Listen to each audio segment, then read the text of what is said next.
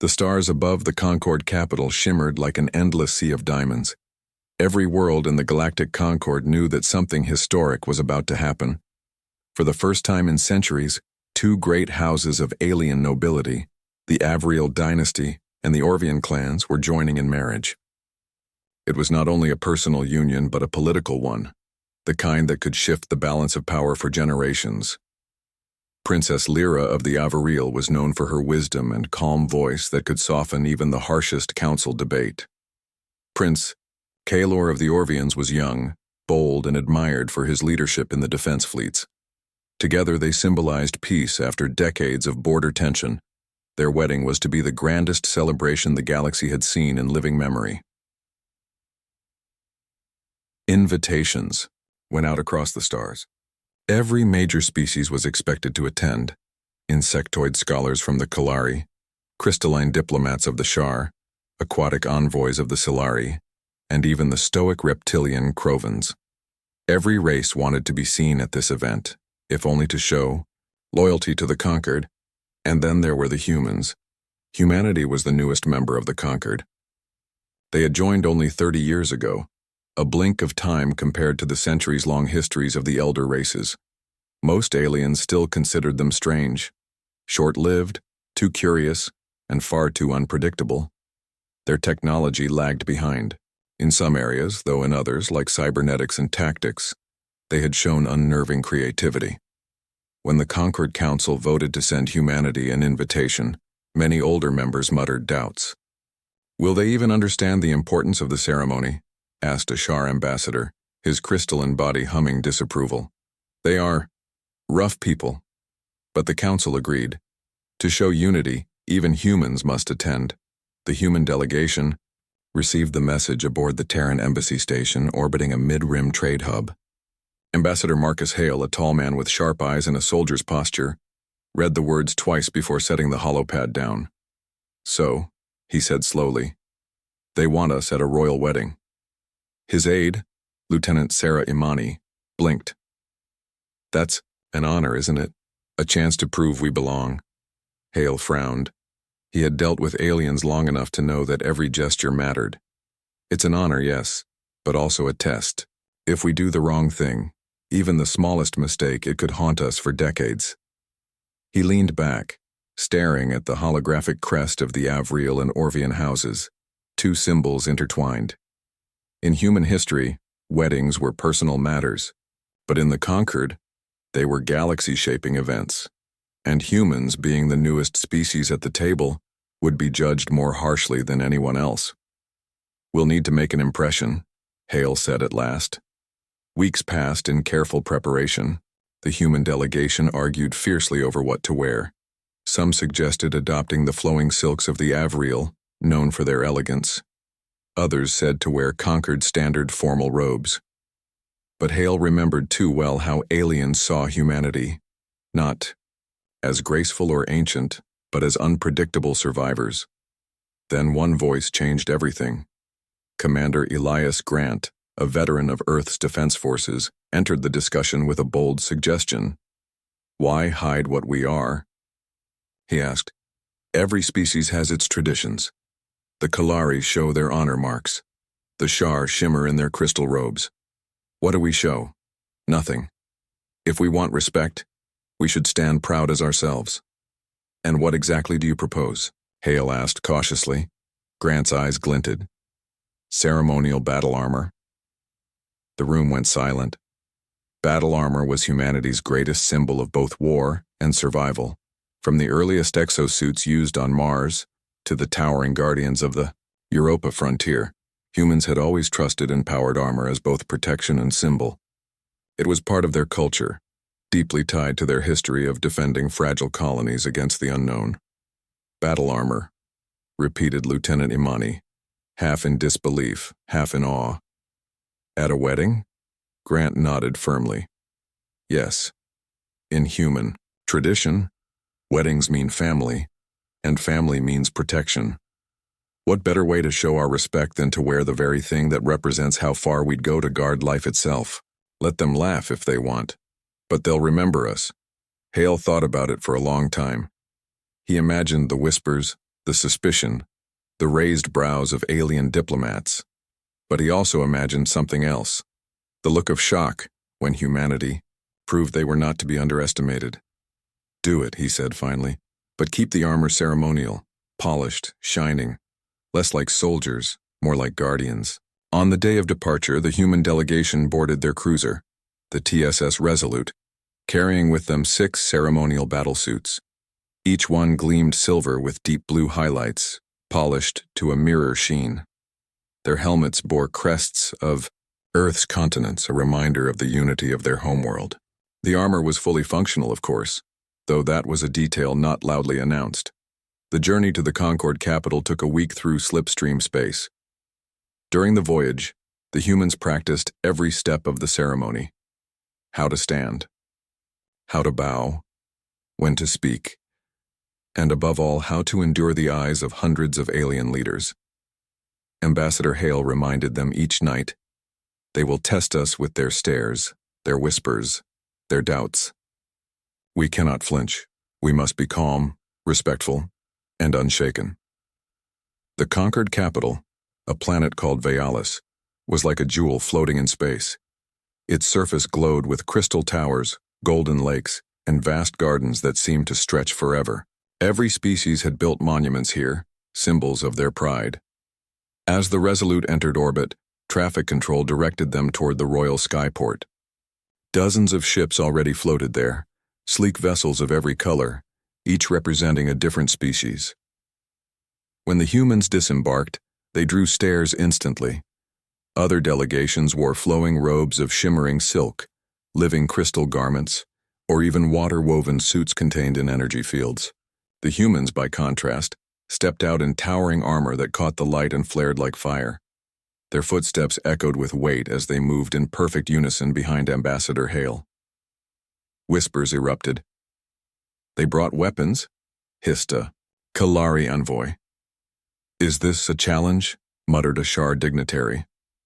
"They look like war machines, not guests," grumbled a Krovan general. Princess Lyra herself watched from the balcony above. At first her lips curved with faint amusement. It was such a human thing to do, arrive armored where everyone else came in silks. But as she studied them closer, her amusement faded into thoughtfulness. Unlike the other delegations, the humans' helmets turned slowly, scanning the hall. Their movements were not careless. They were alert, precise, as if they expected danger even here. When Ambassador Hale stepped forward and bowed deeply, the armor plates catching the light, his voice carried strong and respectful. "On behalf of humanity," he declared, "we come to honor this union. In our tradition, weddings are sacred. We wear armor not for war, but to show our promise that life, love, and family are worth defending.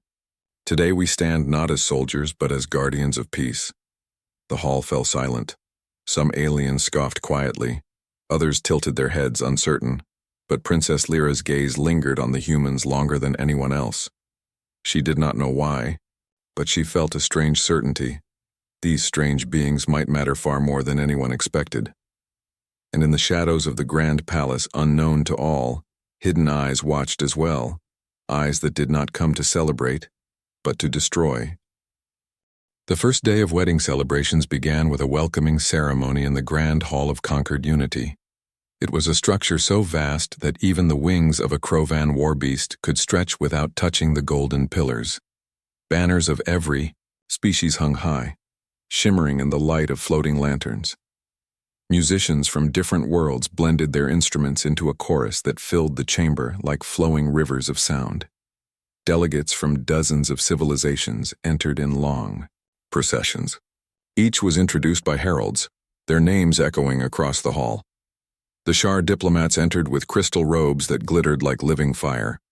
The Kalari glided in with insectoid grace, wings catching the light like stained glass. Even the mighty Orvian clans displayed their honor blades as ceremonial jewelry. And then came the humans. 6 armored figures moved together, their boots striking the polished floor in perfect rhythm. Behind them walked Ambassador Hale in his dark navy robe, a contrast to the shining exosuits that flanked him like guardians. Gasps spread through the chamber, followed by murmurs that grew louder with each step. "Is this a joke?" whispered one Krovan general to his aide. "They came dressed for battle, not peace," hissed a Shar noble, his crystalline edges vibrating with disapproval. "Humans," muttered another voice with a tone that mixed scorn and amusement. Some of the gathered dignitaries laughed openly. To them, humans looked ridiculous, machines of war at a wedding of peace. A Kalari scholar even tapped one of his mandibles in amusement. "Do they fear the groom will challenge them?" he asked, and his companions chuckled.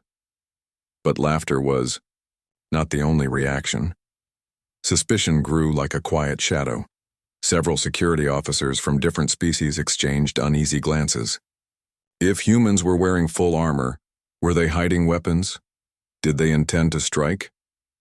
Ambassador Hale felt the weight of every stare. He kept his back straight, his voice calm when the herald introduced him. "The delegation of Terra, Theer." Humans bowed in unison, their polished armor bending like statues of steel. The laughter softened, but whispers still rippled through the chamber. Later that evening, during the reception in the Crystal Garden, the tension only grew. The gardens were breathtaking, with glowing plants that shimmered like starlight, fountains that sang when water touched their surfaces, and sky beasts flying overhead in slow patterns. Alien guests mingled, exchanging greetings and gifts. The humans stood slightly apart. They did not eat, for their helmets remained sealed. They did not relax, for their armor hummed faintly, always active. A Krovan commander approached with a mocking grin. His scaled body shimmered in ceremonial paint, and his long tail swayed lazily. "Tell me, humans," he said loudly enough for others to hear, "are you so weak that you must carry metal shells even to a wedding feast?" Several nearby guests chuckled. The Krovan leaned closer, his golden eyes glowing with challenge. "Or do you believe the bride will attack you if you turn your back?" The humans did not react with anger. Commander Grant, standing at Hale's side, tilted his armored head slowly. His voice came out steady, almost calm. "On Earth, when we honor a bond, we do not come empty-handed. We bring strength, so that no harm may reach the moment we celebrate. Our armor is not a wall between us, it is our gift." The Krovan snorted. "A strange gift, one that looks more like fear than honor." Grant's reply was quiet but sharp. "It looks like readiness, and readiness is never wasted." The Krovan's smile faltered. He had expected arrogance or insult, but instead the humans had spoken with a kind of calm conviction. He turned away with a grunt, muttering something about odd creatures. Not all reactions were hostile.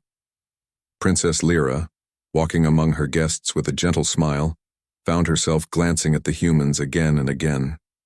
She saw how they never stood idle.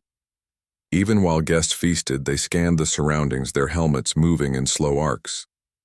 One reached subtly to adjust the angle of a fountain, creating a reflection that gave him a wider view of the crowd. Another bent slightly, checking the footing of the path as if measuring potential hazards. It was not the behavior of guests. It was the behavior of protectors.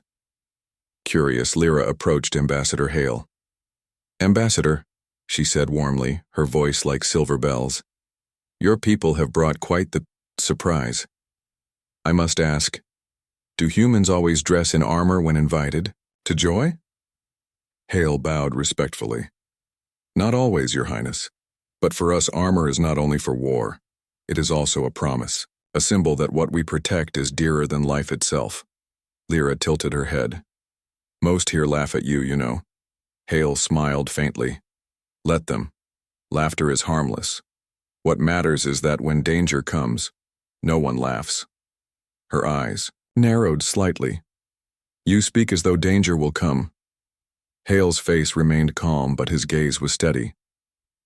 "In our history, every great gathering has carried both joy and risk. We choose to be ready for both." The princess studied him for a long moment before nodding slowly. "Perhaps your people are not as strange as they seem," she whispered. Meanwhile, elsewhere in the palace, suspicion took root. Security officers of the Avril were not pleased. Commander Yevron, head of palace defense, called his officers together. "Keep your eyes on the humans," he ordered. "They claim peace, but they wear weapons at a wedding. I do not trust them. If anything goes wrong, they will be the first we watch." Unaware of these words, the humans continued their calm vigilance. They were used to being mistrusted. Centuries humanity had been underestimated, too young, too reckless, too unrefined. And yet they survived, always adapting. Ambassador Hale gathered his team after the reception. In a private chamber of their guest quarters, he spoke firmly. "You all heard the laughter. You all saw the stares. Good. Let them think us fools or brutes or cowards. Tomorrow, and the days after, we will show them what humans truly are." Not with words, but with presence, with calm, with readiness, the armored delegates nodded silently. On the second day of celebration, events grew even larger. Parades of star beasts filled the skies. Choirs of 100 worlds sang together. And still the humans walked in their armor, silent sentinels among silks and jewels. Children from alien races pointed at them, some in fear, some in awe. Adults whispered, laughed, or frowned. At a banquet table, a Kalari scholar wrote notes furiously. "Humans appear to be locked in constant vigilance," he murmured to his companion. "Perhaps it is a nervous disorder of their species." His companion laughed. "Or perhaps they cannot bear to show their fragile bodies. Their lives are so short after all." Nearby, Princess Lyra overheard again. She did not laugh. She remembered Hale's words. "When danger comes, no one laughs." That night, as the palace lights dimmed and most guests retired, the humans remained awake. Their armor hummed softly in the silence. From their balcony, they watched the gardens below, the gates, the distant lights of the capital. Lieutenant Imani spoke quietly to Grant. "They all think we're ridiculous." Grant's armored head turned, his voice calm. "Let them. The first rule of survival, Lieutenant. Never mind what others think, only mind what you know is true." "And what is true?" she asked. Grant's voice grew firm. "That peace draws enemies as surely as war. And I would bet my life that not all here came to celebrate." Far beyond their sight, hidden in the dark alleys of Vayalis, a group of cloaked figures prepared their weapons. Their target was clear. The wedding was not to unite the galaxy, but to shatter it. The humans did not yet know of this plan, but something deep in their instincts kept them on edge, awake while others slept. Suspicion might be, laughter today, but soon it would turn into something far more real. And when it did, humanity would be ready. The third day of celebration was the most important. It was the day of the royal feast, a grand event that gathered every guest in the Crystal Palace's banquet hall. The hall itself was breathtaking. Walls of living crystal glowed in shifting colors. Fountains of silver water danced in the corners, and long tables stretched like rivers covered with foods from across the galaxy. Dishes shimmered, floated, or even sang as they were served, each a symbol of cultural pride. Princess Lyra and Prince Kalor sat at the highest table, beneath the great banners of their houses. Their hands were joined, their smiles calm, as musicians played soft melodies. Guests raised glasses in endless toasts. Laughter filled the air, but not from the humans. The human delegation sat together, their armor gleaming under the crystal lights. They did not remove their helmets, nor taste the food. Instead, their heads turned slowly, scanning. Sensors within their suits whispered information only they could see. Heat signatures, unusual motion, faint energy spikes. Ambassador Hale sat with them, dressed in formal robes, but he too felt the tension. He had lived long enough to know that too much joy, too much noise often hid danger. The aliens laughed at them still. A Shar noble leaned across the table toward a Krovan general and spoke loudly enough for others to hear. "Look at them, still sealed in armor while the rest of us celebrate. Do they think poison floats in the air?" The Krovan barked a laugh. "Maybe they cannot eat real food. Perhaps they are machines pretending to be alive." More laughter followed. A few guests clinked glasses together, amused by the sight of armored humans sitting stiffly among flowing silks and shining jewels. But Princess Lyra did not laugh. She noticed again how the humans' heads never stopped moving. Their posture never relaxed. She leaned closer to Prince Kalor. "They see something we do not," she whispered. Kalor frowned but dismissed her concern with a gentle squeeze of her hand. "They are humans, my love. Always restless, always watching. Let them play their strange game. Tonight is ours." Beneath the laughter and music, in the shadows of the vast hall, danger stirred. Along the upper balconies, hidden among the lanterns, cloaked figures waited. Their bodies were wrapped in stealth fabric that bent the light, making them nearly invisible to the alien guests below. Each carried sleek rifles designed to fire silent plasma bursts. In the kitchens, disguised as servers, more figures prepared. Their weapons, knives with energy edges, bombs hidden in wine flasks, and drones disguised as floating trays, all ready to strike. And beyond the palace walls, cloaked ships hovered just outside the capital's defensive grid. Their weapons remained quiet for now, but their crews waited for a single signal: attack. This was no small plot. This was a rebellion, a faction that refused to see the Avriel and Orvians united. To them, the wedding was not peace, but betrayal. Tonight, they would make the galaxy bleed. At the high table, Ambassador Hale leaned slightly toward Commander Grant, his voice quiet. "Do you see it?" Grant's helmet tilted. "Movement on the balconies, not guards, too careful." Lieutenant Imani added, her voice steady through the comms. "Heat signatures in the kitchens, too many, and some too cold. Cloaks." Hale's heart tightened. The laughter around them felt sharper now, like a blade waiting to fall. "Hold your ground. Do not draw weapons until they strike. But be ready." The armored humans straightened in unison, silent statues among feasting nobles. To most guests, it looked like another odd human habit. But Princess Lyra noticed. Their sudden stillness was not of calm, it was of preparation. The signal came when the musicians struck a high note. From the balconies, cloaked assassins raised their rifles. From the kitchens, servers dropped trays and drew blades. From the shadows, small drones unfolded like metal insects. And then chaos exploded. The first plasma bolt flew toward the royal table. Gasps filled the hall, screams rising as nobles ducked. But before the bolt could strike, a wall of blue light shimmered into existence. One of the human armored delegates had stepped forward, shield deployed, absorbing the blast with a flash. The hall erupted in panic. Assassins fired in volleys, their cloaks dropping as their rifles blazed. Guests screamed, knocking over tables, wine spilling like blood. Drones buzzed downward, spraying energy fire. But the humans were already moving. "Commander," Grant's voice rang through comms. "Shields up! Form the wall!" In perfect rhythm, the armored humans surged to the front of the royal table. Shields snapped open, glowing barriers locking together like a fortress of light. Plasma bolts struck, scattering harmlessly across the barrier. Aliens stared in shock. A moment ago, the humans were the fools of the feast. Now they were the only ones standing firm. Ambassador Hale shouted, his voice cutting through the chaos. "Protect the royals. Hold your ground." Behind the wall of humans, Princess Lyra and Prince Kalor were shielded from the storm of fire. Lyra's wide eyes flicked between the armored figures and the chaos beyond. "You knew," she whispered to Hale. "I suspected," Hale replied, his face grim. "Humans always suspect." The assassins expected easy prey. They had counted on nobles too soft, too unarmed to resist. But they had not counted on humans. One armored delegate deployed a drone from his shoulder. The small machine zipped upward, its sensors locking on hidden snipers.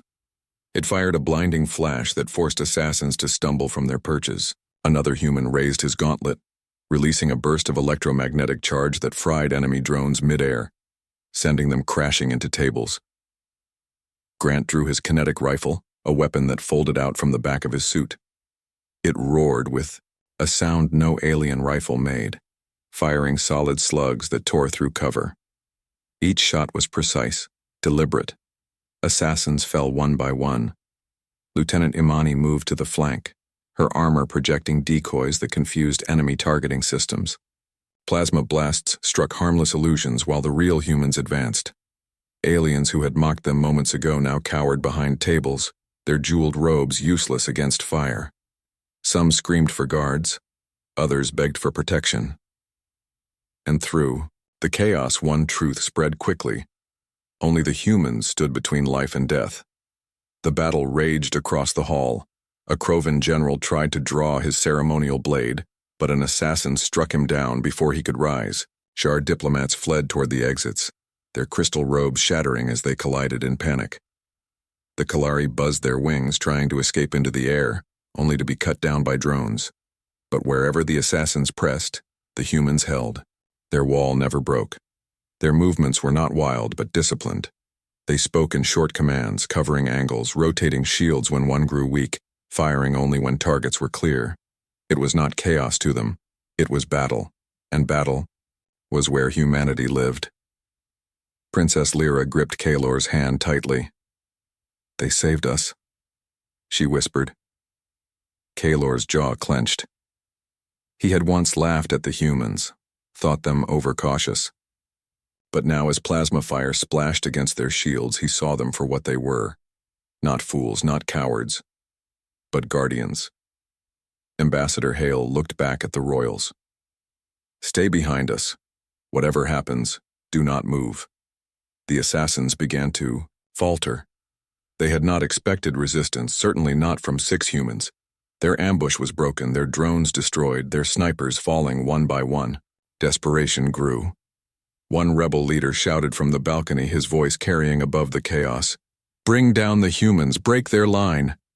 Dozens of assassins charged at once, blades flashing, rifles firing. Commander Grant's voice thundered through comms. "Hold steady. For Terra. For peace." The humans braced, shields glowing brighter, rifles roaring. The clash shook the hall. Energy bolts lit the crystal walls. Tables splintered. Smoke filled the air. But the line did not break. When palace guards finally stormed in, they found the scene transformed. The grand hall was wrecked, food scattered, crystal shattered. Assassins lay defeated across the floor, weapons broken. Smoke curled upward from wreckage, and at the center of it all stood the humans, armor scorched, shields cracked, but still unbroken. Around them huddled the royals, untouched. Silence fell. No one laughed now. Aliens who once mocked them stared in disbelief. They had thought the humans strange, arrogant, ridiculous. But in the moment of danger, humanity had done what no one else dared. They had stood, they had fought, and they had won. Princess Lyra stepped forward, her voice clear and strong. "Remember this night. When the galaxy's joy turned to fear, it was not silks or jewels that saved us. It was the humans in their armor." And from that moment, suspicion became something else entirely. Respect mixed with awe, and a little fear. The banquet hall was a battlefield. Smoke hung in the air, mixing with the fading smell of roasted delicacies and spilled wines. Crystal shards crunched underfoot, and overturned tables became broken cover for panicked nobles. What had begun as the most joyous feast in the galaxy now looked like a war zone. But the humans were still standing. Their armor was scorched, dented and scratched, but their wall had not broken. Behind them, Princess Lyra and Prince Kalor were still alive, untouched by the storm of fire. Yet the battle was far from over. From the shattered balconies above, more rebels poured in, their faces covered with black masks, their weapons humming with energy. Reinforcements rushed through the side doors, shouting in harsh alien tongues. Dozens of assassins had already fallen, but dozens more came. Ambassador Hale narrowed his eyes. They will not stop. Not until the royals are dead.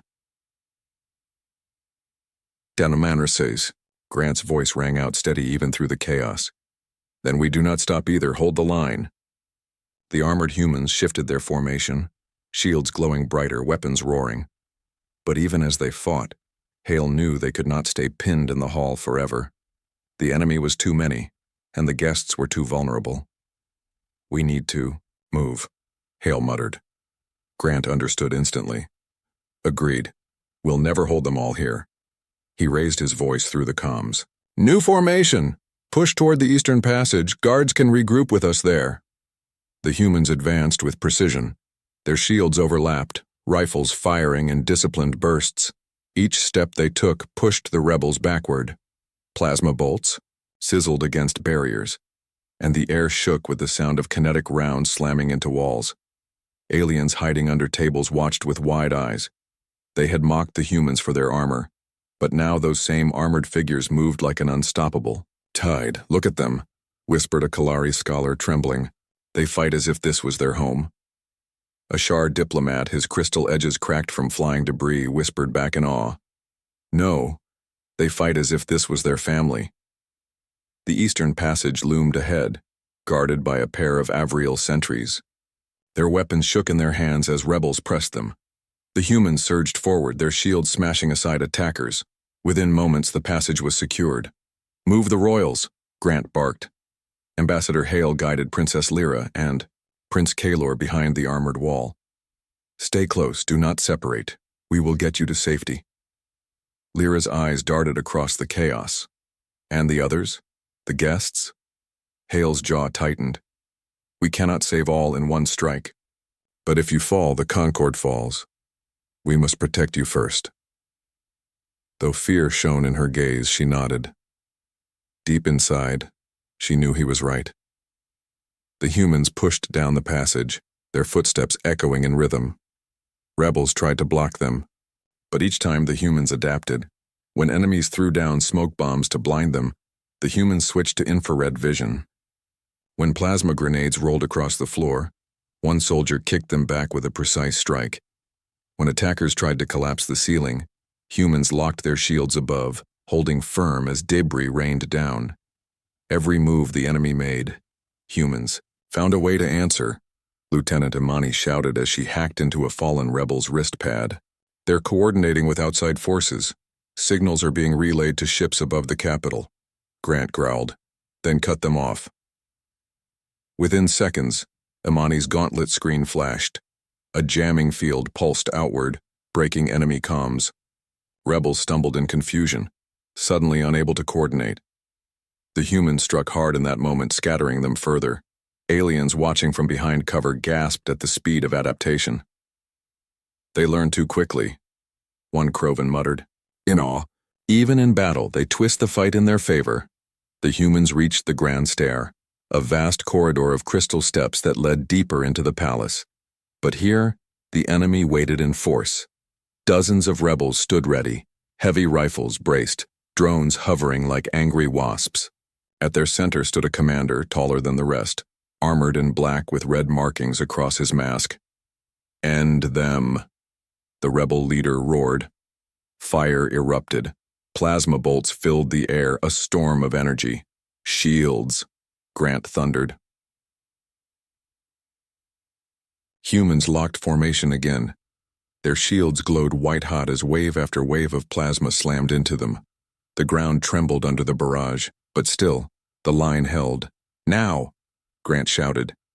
Two humans at the flanks swung their arms outward. Mounted cannons roared, releasing bursts of kinetic slugs that tore through enemy ranks. Drones shattered midair, and rebels stumbled back in shock. Then Imani stepped forward, raising her gauntlet. A surge of electromagnetic energy pulsed across, the stair frying circuits. Enemy rifles sparked and died. Drones dropped from the air like stones. The rebels screamed in rage, drawing blades instead. Grant's voice growled through the comms. "Close combat. Hold steady." The clash was brutal. Blades clashed against armored gauntlets. Shields slammed into attackers, cracking ribs. Humans fought with fists, knees, and elbows when weapons could not fire. Every movement was efficient, practiced. A Krovan noble hiding nearby whispered to his companion, "This is not battle. This is survival made into an art." The tide began to turn. One by one, rebels fell, their weapons useless, their lines broken. The human wall pressed forward relentlessly, step by step. Finally, The rebel leader found himself face to face with Grant. The black-armored figure swung a massive blade down. Grant raised his shield, sparks flying as steel met energy. The force drove him back a step, but he did not fall. "You fight like prey," the rebel snarled. Grant's eyes burned behind his visor. "No, we fight like humans." With a roar, he slammed his shield upward, staggering the enemy, then drove his kinetic rifle into the rebel's chest. A thunderous crack echoed as the leader fell. The rebels wavered, their morale broken. Some fled, others hesitated, and the humans seized the moment. They surged forward, scattering the last of the attackers. The stair was theirs. As silence fell, the humans regrouped. Their armor was battered, their shields flickering with low power, but none had fallen. Ambassador Hale turned to Princess Lyra and Prince Kalor. "You are safe for now, but the palace is still under attack. We must move quickly." Lyra looked at the soldiers, her voice filled with awe. "6 of you, against hundreds, and you did not falter." Grant's voice was calm, almost weary. "It is not numbers that decide a fight, Princess, it is will." Kalor's eyes narrowed, respect burning in his gaze. "You are unlike any species I have seen." Hale allowed himself a small smile. "That is humanity's gift, Your Highness. When the galaxy doubts us, we endure. When it laughs, we adapt. And when it strikes, we fight back harder than anyone expects." Beyond the palace, alarms wailed across the city. Cloaked ships had begun to decloak, their weapons powering up. Explosions echoed in the distance as smaller rebel cells struck other targets. The capital itself was under siege. The humans knew this was no longer just about a wedding. This was a war, and they had stepped into the heart of it. Grant looked toward the glowing windows where fire now flickered against the night sky. His voice was quiet, but firm. "This fight isn't finished. Not until we make sure this marriage, and this peace, survives." And so the humans prepared once more, not only to defend the royals but to turn the tide of the entire battle. Because now the galaxy had seen the truth. Humans were not clowns in armor. They were warriors in the truest sense, protectors who refused to break. And with that truth, the storm was only beginning. The palace still trembled from the aftershocks of the battle. Alarms blared in the distance, red lights flashing along every corridor. Outside the shattered windows, fire streaked across the night sky as rebel ships exchanged shots with the city's defenses. Humanity had never stood at the center of galactic history before. But now 6 armored soldiers and an ambassador carried the weight of an empire's survival on their shoulders. Commander Grant stood at the head of the group, visor glowing faintly, his voice steady. "We've cleared the stairs, but the rebels won't stop. They'll regroup. We need to take the royals to the vaults. That's the safest point left in the palace." Ambassador Hale nodded, turning to Princess Lyra and Prince Kalor. "Stay close. This will not be easy." The royals nodded, though their faces showed the strain of all they had seen. Their wedding day, meant to be the brightest in memory, had turned into a nightmare of smoke and screams, but neither of them faltered. The humans moved like a living wall. Their shields glowed dimly, energy running low, but their steps never broke rhythm. The halls echoed with the sound of their boots, steady as drums of war. As they advanced, more rebels attacked, trying to block their path. Plasma fire rained down, but the humans countered with clever tactics. When ambushers tried to flank from balconies, Lieutenant Imani triggered a flare from her gauntlet, blinding them. When explosives were thrown, Private Ortiz caught one mid-air, with magnetic gloves, and hurled it back before it detonated. When enemies set traps along the hall, Corporal Singh scanned with sensors and guided the group safely through. The aliens watching from cover whispered in disbelief. "They fight as though they've done this 1,000 times, murmured a trembling Avriel guard. Another noble answered, voice low, "No, they fight as though nothing can break them." At last the group reached the palace vaults, massive doors carved from shining crystal and reinforced with layers of energy seals. This was the safest, chamber in the palace built to withstand bombardment from orbit. But the rebels had thought ahead. Explosives already lined the vault door, glowing red as timers counted down. Armed enemies surrounded the area, preparing to breach. "Too late," hissed one rebel, aiming his rifle. But he was wrong. The humans struck like thunder. Grant raised his rifle, firing in rapid bursts that tore through the rebels' line. Imani unleashed an EMP that fried half their weapons instantly. Singh led a charge, shields slamming into foes and scattering them like leaves in the wind. Within minutes, the rebels broke, fleeing down side passages. The explosives were quickly disarmed by Ortiz, his armored fingers dancing with careful precision. The vault was secured. "Inside," Grant ordered. The royals stepped through the reinforced door, escorted by 2 guards. Hale followed, but Grant remained outside with his team. "Commander?" Hale asked. Grant shook his head. "We'll hold the entry. If they come again, they'll meet us first." The rebels did come again. Wave after wave, they crashed against the humans holding the vault entrance. Plasma burned, smoke filled the air, and the ground shook from detonations. But each time the humans adapted. Their shields held. Their rifles roared. Their resolve never cracked. Hours seemed to pass, though it was less. The palace walls bore scars of battle, but the vault door still stood untouched, because the humans refused to move. At last, the enemy's assault weakened. Rumors spread among them. The humans could not be killed. Their armor could not be broken. Their will could not be shaken. Fear set in, and the rebels began to retreat. Above the capital, Allied fleets finally arrived, answering distress calls. Rebel ships were driven off, broken and scattered. The battle for the palace was won. When the vault doors finally opened again, the silence felt heavier than the battle had. Princess Lyra stepped out, her gown torn, her crown missing, but her spirit unbroken. Prince Kalor stood beside her, his eyes fierce with determination, and before them stood the humans, their armor blackened with soot, their shields cracked and flickering, their weapons scorched. Yet all 6 still stood tall, alive, unyielding. "Ambassador." Hale bowed his head slightly. "Your Highness, the day is yours again." Lyra's eyes filled with quiet awe. "Not ours, humanity's." The next day, news spread across the galaxy. Images of the battle flashed on every channel. 6 humans in battered armor standing firm against overwhelming numbers, protecting not just themselves but an empire's future. Commentators who once mocked humans for their clumsy technology now spoke with hushed respect.